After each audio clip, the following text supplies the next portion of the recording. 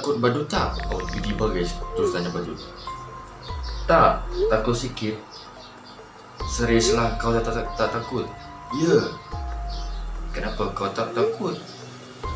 Entah.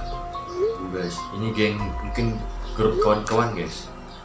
Badut cekot, warap pernah takut. Seram muka dia. Best je. Kau takut ke? Mestilah. Lemah. Amboi kau.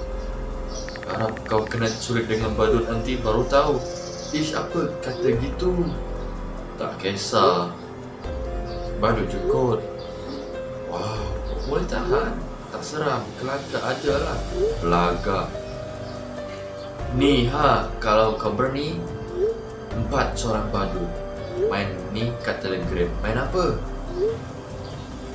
Cih, kenapa takut? Tak pun. Cuma tak ada rasa aku nak main benda begitu. Kejap je, 4 soalan.